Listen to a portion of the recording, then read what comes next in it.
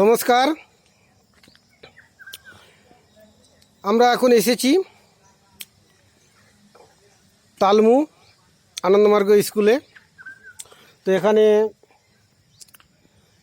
এই যে আশ্রমের মধ্যে আমরা এমন একটা জিনিস পেয়ে গেছি যেটা হয়তো খুব কমেই পাওয়া যায়।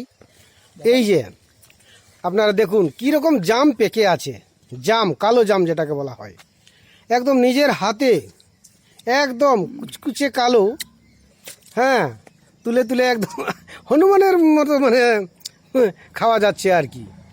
সেই অপূর্ব অপূর্ব। আমি দেখাচ্ছি আশ্রমের ইয়েটা। আমরা এখন ছাদের উপরে আছি।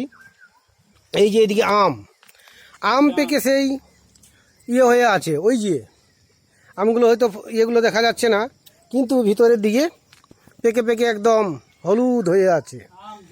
এইদিকে কাঁঠাল এইদিকে রয়েছে।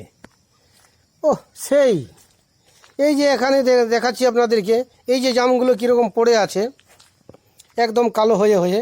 এই যে আমি এখানে দেখেই দাদাকে বললাম, এই যে দেখুন, এই যে দাদা এখানে তুলে তুলে খাচ্ছেন। তো বললাম এখানে একটা মশারি পেতে জামগুলোকে যদি কালেক্ট করা হয় তো এগুলো তো মানে বিক্রিও হতে পারে, বেশ সুন্দর, মানে মন জুড়ানো। এই যে দেখেন, এই যে দেখেন, এই যে দেখেন, এই যে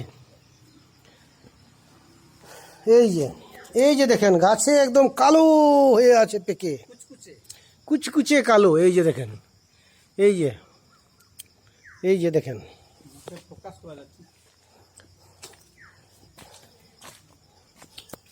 এই যে এই যে দেখেন, একদম দেখেই মানে খেতে ইচ্ছা করবে।